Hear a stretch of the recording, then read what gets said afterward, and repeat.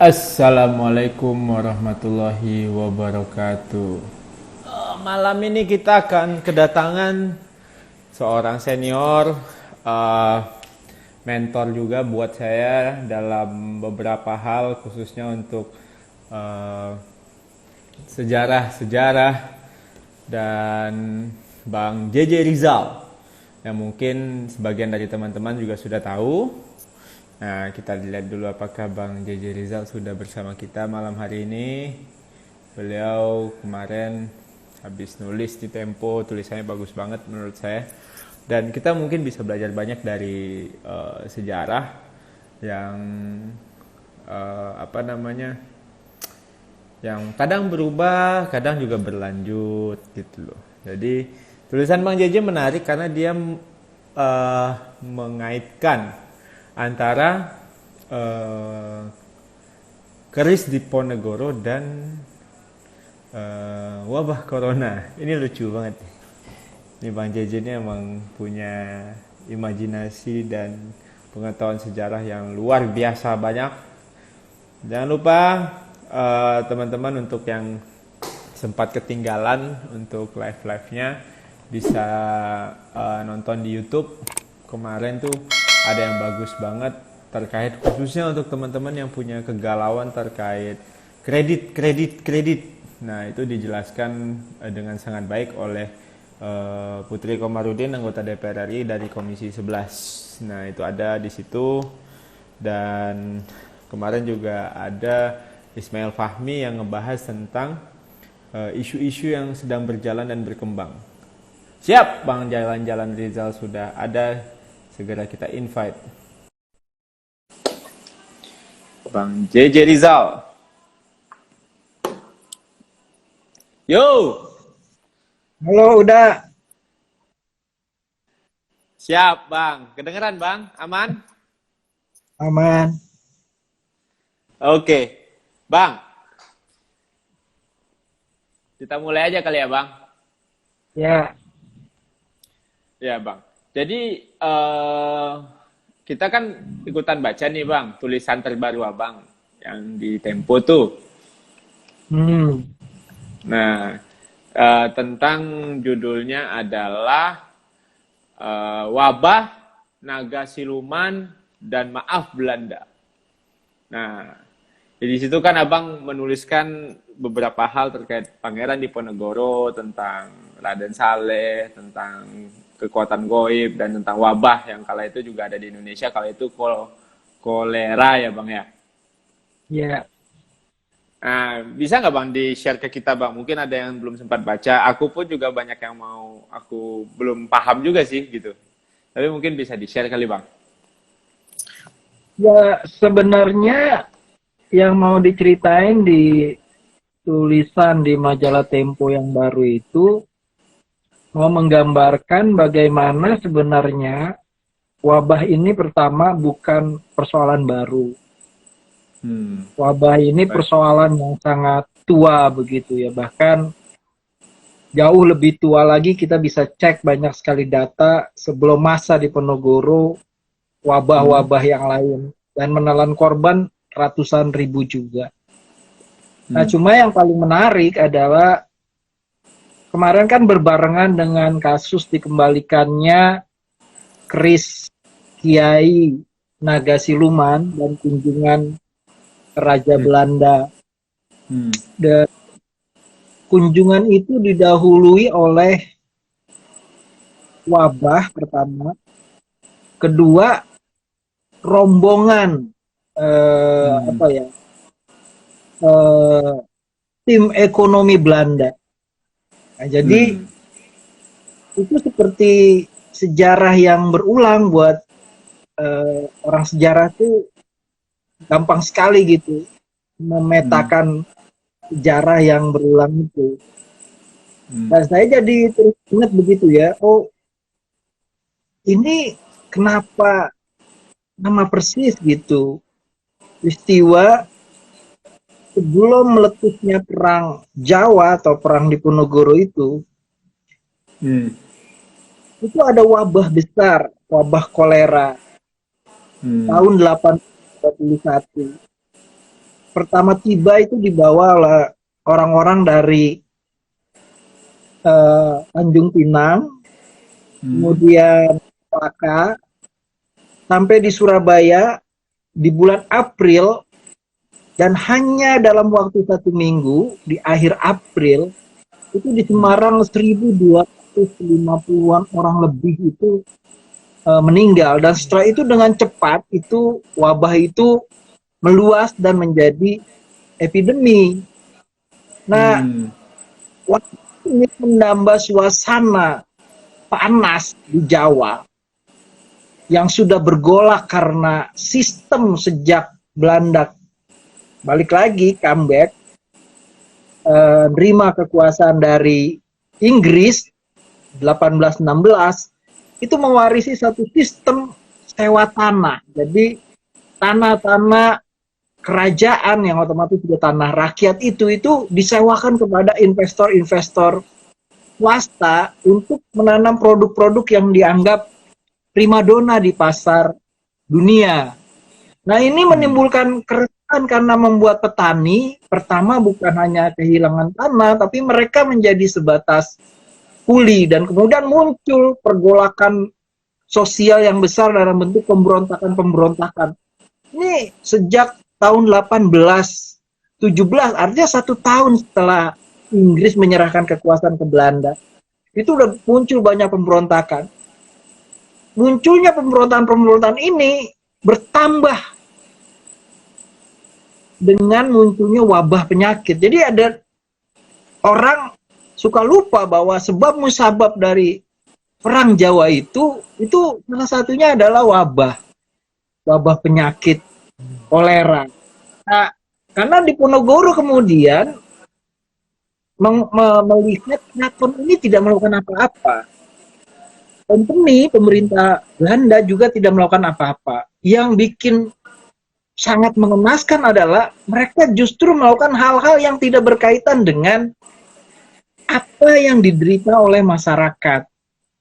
Satu, masyarakat yang semakin miskin, begitu banyak pemberontakan sosial, kemudian berkembangnya Wong Durjono atau orang-orang penjahat profesional begitu, perampokan di mana-mana. Kemudian wabah yang dari di tahun 1821 itu, dari bulan April sampai bulan Agustus 125.000 orang meninggal. Bayangin 125.000 orang meninggal dalam waktu hanya 5 bulan. Dan itu tidak menimbulkan goncangan di dalam kekuasaan. Mereka abai, makin sewenang-wenang, makin banyak jual tanah, menyewakan tanah kepada investor-investor swasta. Dan ini membuat suasana yang sebenarnya sangat memuakkan bagi masyarakat, dan Diponegoro mewakili untuk bersuara. Dia protes karena sementara rakyat menderita, bebannya bertambah berat oleh wabah, mengerjakan tanaman-tanaman yang seperti nila itu sangat melelahkan dan juga merusak tanah. Tapi keraton dan company malah sibuk kong kali kong ngurus bagaimana mereka memperkaya diri.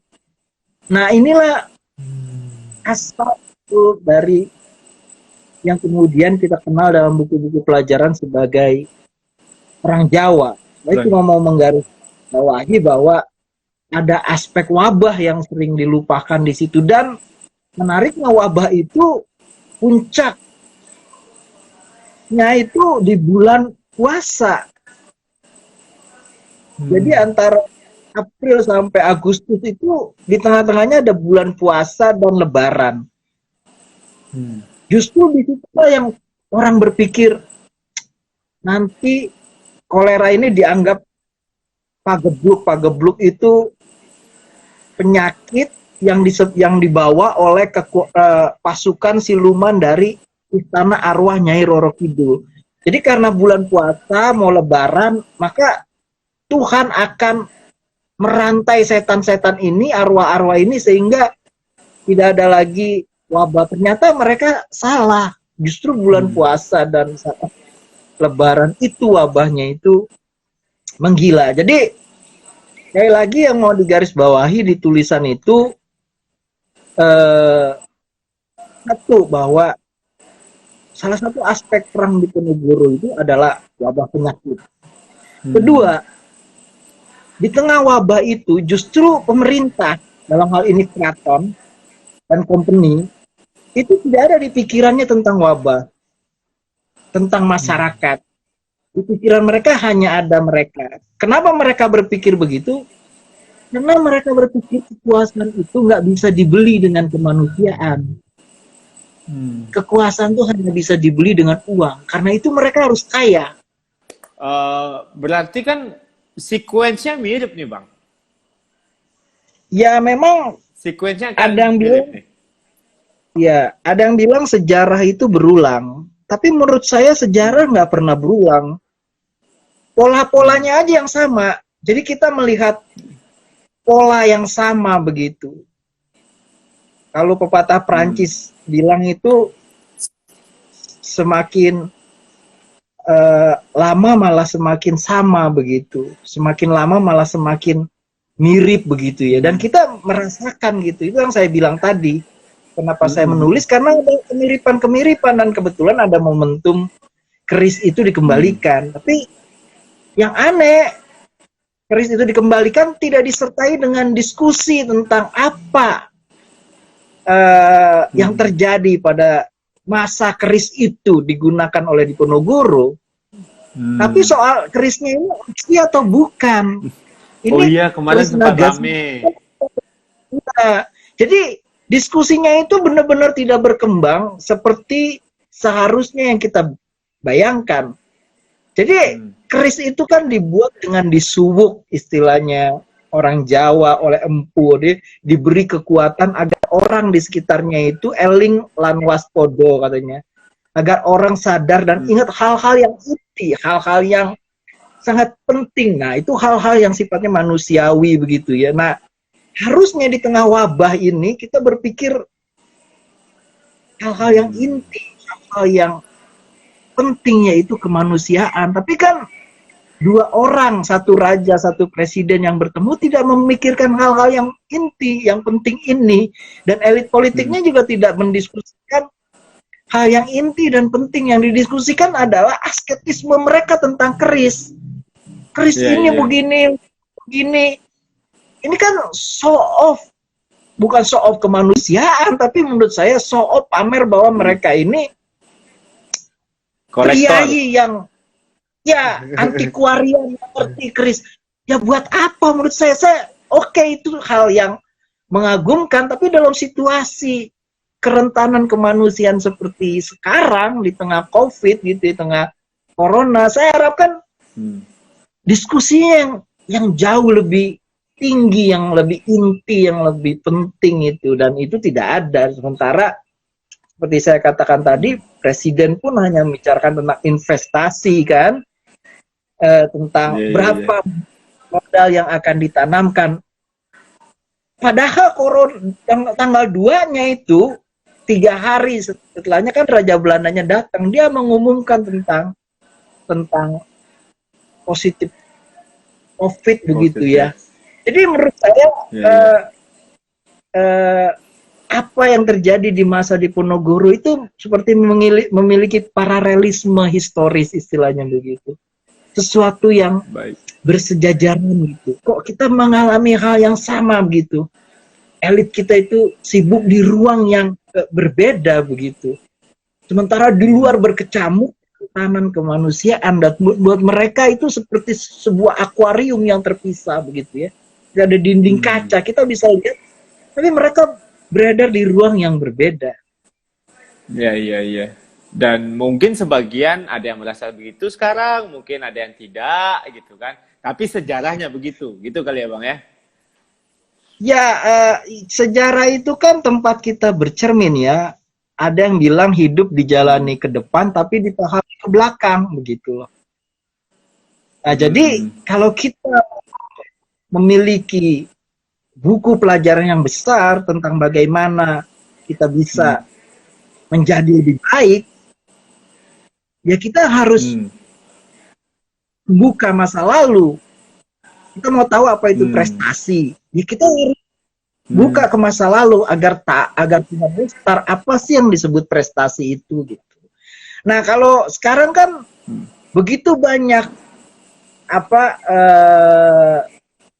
wabah yang kita alami dalam periode yang panjang setelah 1821 yang mendorong Diponegoro, yang merugikan Belanda sampai hampir bangkrut. Betul. Itu koleranya kan tidak hilang. Iya. Koleranya terus ada tahun 1901, 1901, 1902 sampai 08 itu misalnya di Surabaya itu kolera itu sangat mengerikan begitu. Tapi tidak ada yang banyak bisa dilakukan oleh pemerintah. Jadi seperti tidak ada pembelajaran dari wabah ke wabah. Lalu nanti 1918 gitu ya, ada wabah lagi yang sangat besar sampai 1,5 juta orang. Bahkan koran Neraca itu di akhir Desember 1918 menyebut korbannya itu sampai 2 juta orang, bukan 1,5 juta. Dan hanya dalam waktu bulan Juli sampai bulan Desember. 6 bulan aja gitu ya Bang ya? Bulan 1,5 juta, dan ceritanya jauh lebih mengenaskan dari masa Diponegoro begitu. Pemerintahnya itu pemerintah kolonial dalam konteks ini itu betul-betul tidak peduli, dan mereka baru menyadari dan membuat tindakan-tindakan justru setelah wabah flu Spanyolnya itu lewat di tahun 1920. Jadi betul. Ini banyak sekali pelajaran, tapi memang mungkin karena ini bukan sejarah orang besar ya. Sejarah kan biasanya kisah orang-orang besar, peristiwa politik yang besar begitu. Jadi ini dianggap kematian orang kecil ini tidak ada artinya, bukan sejarah yang penting, yang tidak ada di. Kalau Valdo misalnya buka buku pelajaran apa disebutkan, oh penyebab perang Diponegoro itu salah satunya wabah. Oh tahun 1918 antara bulan Juli sampai Desember ada 2 juta orang yang meninggal karena wabah flu Spanyol di Hindia Belanda. Itu semua orang kecil, jadi nggak ada di dalam catatan sejarah, yang dianggap tidak penting cerita-cerita kayak gitu. Tapi sekarang kita merasakan, sekarang kita bagaimana pentingnya cerita orang-orang kecil yang mati ini, agar bahwa pembangunan itu di Hindia Belanda itu pikirannya hanya untuk investasi, infrastruktur, pembangunan ekonomi begitu ya. Tapi tidak diseimbangkan dengan pembangunan pelayanan kesehatan publik. Bayangkan dari wabah ke wabah, infrastruktur itu dan investasi tidak mampu menjawab tantangan epidemi kolera, pandemi flu Spanyol begitu ya, itu tidak mampu menjawab. Jadi 2 juta orang itu mati karena tindakan yang abai misal oleh pemerintah kolonial. Dan apakah kita akan mengulanginya? Kan ada yang bilang bodoh-bodohnya keledai tidak akan terantuk untuk kedua kali pada batu yang sama. Tapi memang kita bukan. Oke, tapi memang gini ya Bang ya, itu kan tadi Abang udah sempat sampaikan konteksnya kita masih dalam jajahan Hindia Belanda gitu ya, waktu itu gitu kan. Nah, kalau setelah merdeka begini kira-kira ada nggak sih Bang kita mengalami kejadian serupa? Soalnya kan UI misalnya kan, UI itu kan sebenarnya dulu awalnya sekolah mantri cacar kan, ya kan? Kalau saya nggak salah nih, ya kan, sekolah mantri cacar. Ya, kita kan sama-sama sekolah mantri cacar nih Bang, alumni kita kan aslinya itu gitu sebenarnya. Nah, memang ada upaya-upaya itu dari pemerintah Hindia Belanda waktu itu gitu. Nah, tapi kalau dalam konteks setelah kemerdekaan gitu ada nggak sih Bang kita mengalami hal yang kayak sekarang? Yang pertama harus diingat adalah sekolah dokter Jawa itu dibuat karena dokter-dokter kulit putih itu tidak mau menangani orang-orang pribumi. Betul. Iya. betul. Misalnya dalam kasus yang paling menarik adalah cerita dari Cipto Mangunkusumo. Kenapa di UI itu patungnya itu Cipto, rumah sakitnya namanya Rumah Sakit Cipto LSM. Mangunkusumo Nah, begitu ya. Karena Cipto itu orang yang kemudian menghadapi wabah penyakit pes ketika dokter-dokter Belanda itu tidak mau menangani. Dia pergi ke baik. Malang dan tanpa apa ya alat perlengkapan keselamatan apa ya, APD apa tuh APD sekarang namanya bang. alat apa dia tanpa Perlengkapan pakai dokter itu kali dia, ya, dia menyerahkan dirinya kalau gue mati-matilah tapi gue pengen kasih bukti bahwa gue dokter yang ukuran gue adalah kemanusiaan begitu, bukannya manusia yang mana tapi semua manusia, katanya Cipto seperti itu. Sampai akhirnya dia ngambil anak dari peristiwa PES itu di Malang dan anak itu dinamai Peswati sebagai mnemonik ya, mesin pengingat begitu tentang apa itu kemanusiaan. Dan Valdo juga harus ingat kenapa para pendiri bangsa kita mayoritas itu dokter. Iya, benar bang. Karena mereka yang paling merasakan kerentanan kemanusiaan pada awalnya, selain mereka yang terdidik ya, tapi mereka merasakan langsung seperti Cipto itu tentang apa itu kemanusiaan, tentang apa itu sikap diskriminatif gitu ya. Itu mereka yang langsung terutama merasakan Berhadapan gitu ya bang. iya, mereka tuh merasakan betul bagaimana pemerintah kolonial ini menganggap orang Jawa, orang pribumi itu inlander, itu kelas, bukan hanya kelas yang paling bawah, tapi digambarkan di dalam plang-plang, misalnya masuk kolam renang, masuk tram, masuk lapangan sepak bola, itu ada tulisan verboden for inlander and honden, dilarang masuk untuk pribumi dan anjing. Jadi benar-benar orang pribumi ini dianggap itu bukan setara dengan anjing, bahkan mungkin lebih rendah. Jadi itu yang mendorong perasaan nasionalisme mereka, itu salah satunya adalah sifat diskriminatif dari kolonial. Nah, ya Bapak pers kita juga dokter bang, dokter gagal. Ya iya betul. Tirto ya. Ya, nah sebenarnya sampai di tahun 1950-an itu, menjelang tahun 1960-an, itu kalau kita misalnya membaca ya, itu masih misalnya di dalam sastra gitu Valdo, itu ada penyair Sitor Situmorang yang ke Jakarta tahun 50-an dan masih menulis sajak, judulnya Malaria. Diriku panas membatu di...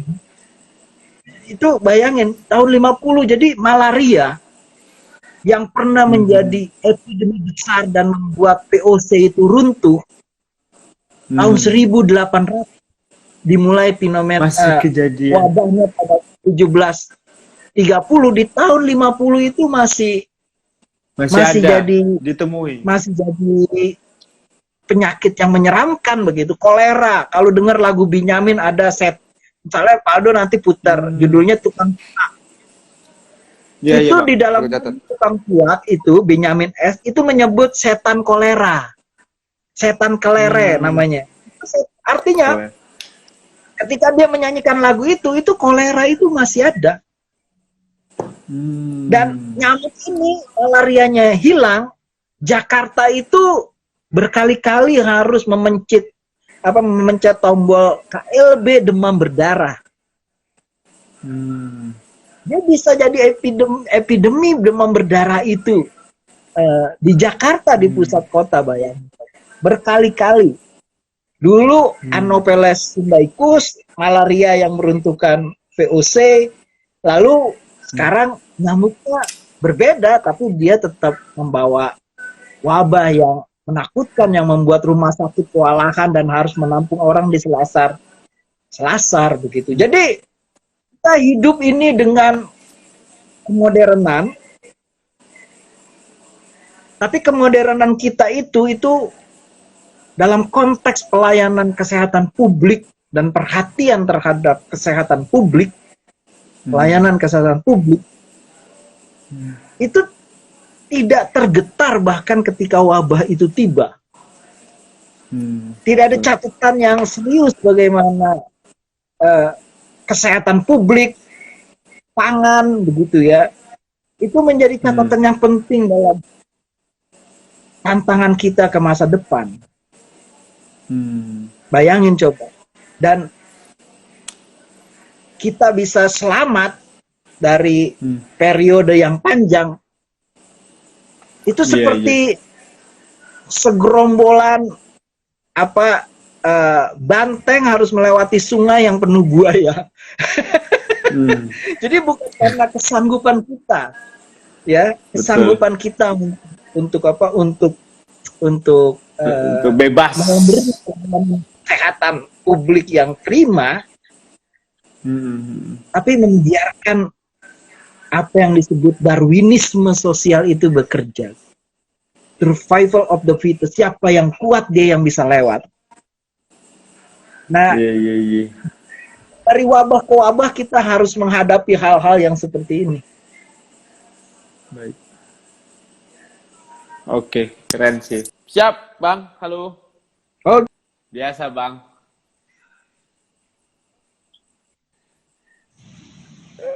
Sorry.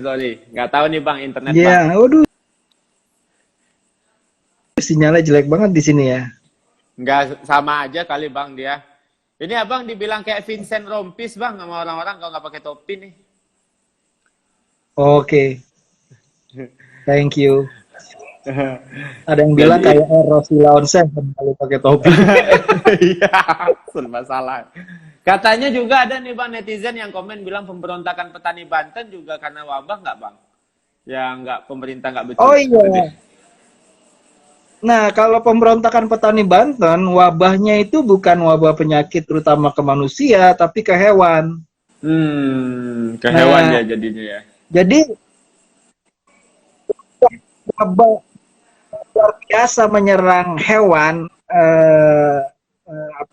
ternak begitu ya. Itu membuat penderitaan semakin luar biasa. Karena apa? Karena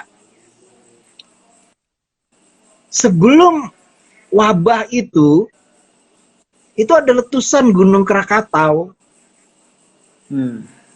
Jadi mereka sudah mendapat bencana alam karena letusan Gunung Krakatau, kemudian double dapat bencana lagi, epidemi penyakit hewan yang membuat banyak hewan ternak itu mati. Jadi ini membuat penderitaan yang luar biasa, dan itu menjadi prelude ya, menjadi awalan dari sebelum pemberontakan petani besar 1888 itu.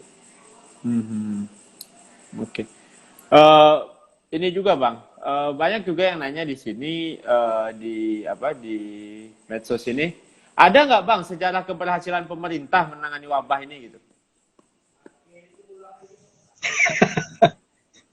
Ya, sejarah itu kan apa yang berlanjut, apa yang berubah ya. Ya. Persoalan besarnya adalah yang berlanjut itu yang gagal-gagal. Iya. Bukan yang sukses, bukan yang baik-baik. Iya. Walaupun kita punya catatan yang sangat penting. Misalnya kita harus bangga punya orang seperti Ekman yang kemudian jadi Ekman Institute. Ya, Ekman ini adalah dokter yang menemukan obat untuk penyakit beri-beri, dan karena itu kemudian dia mendapatkan hadiah Nobel.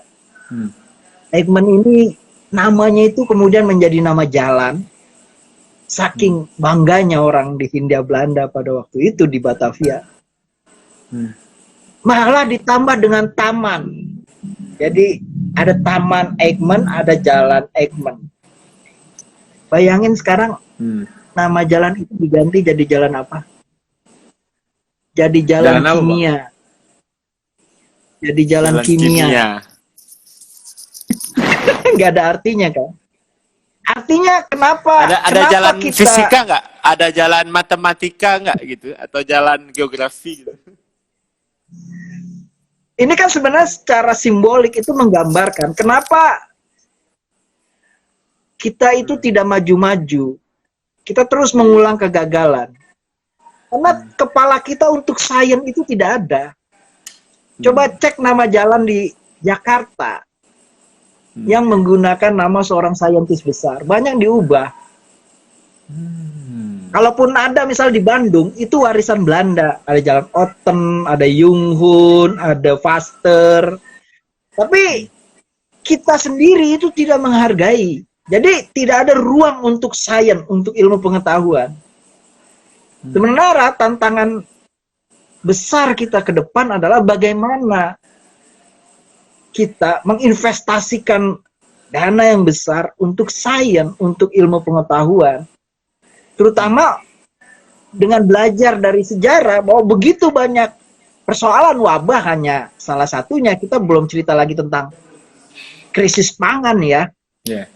Ya, karena kita tidak pernah punya politik pangan begitu ya. Ya kan? Kok bisa sampai seluruh Indonesia harus makan nasi sementara orang yang kebudayaan makannya berbeda-beda dipaksa harus makan nasi juga, sehingga kita nggak pernah bisa bersuasembada. Kalau pernah bersuasembada di zaman Pak Harto itu lebih banyak fiksinya ketimbang faktualnya begitu ya. Aslinya. Tapi menurut saya itu betul. Iya, itu istilahnya Bung Hatta itu bagus sekali.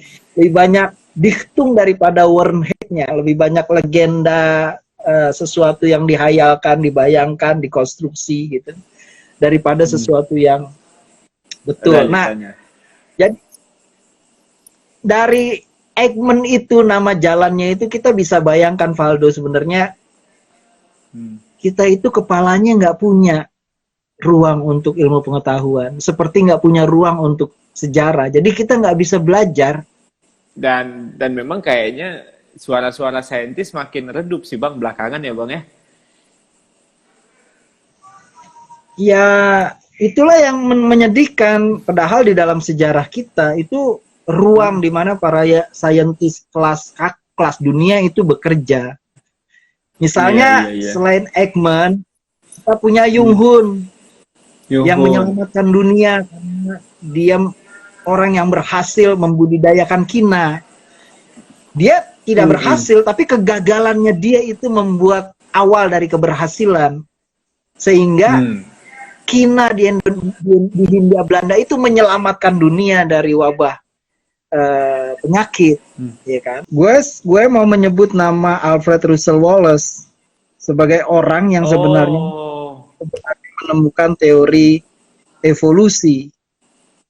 Karena suratnya yang dikirim dari Ternate, letters from Ternate itu kepada Darwin, dan Darwin kemudian teriak, Eureka! Ada gak nama Alan Alfred Russel Wallace itu? Di Jakarta ada nggak? Atau di kota-kota besar di Indonesia ada nggak? Nggak ada Bang. Ya kan nggak ada. Nggak ada Bang. Bahkan di Ternate itu baru muncul setelah tahun 2000-an. Dan ditulis sebagai A.R. Wallace. Karena mereka merasa bangga. Wallace ini mereka anggap orang Ternate yang lahir di Inggris. Jadi mereka menyebutnya bukan Alfred Russel Wallace, tapi Abdurrahman Wallace. Karena itu disebut A.R. Wallace. Nama jalannya.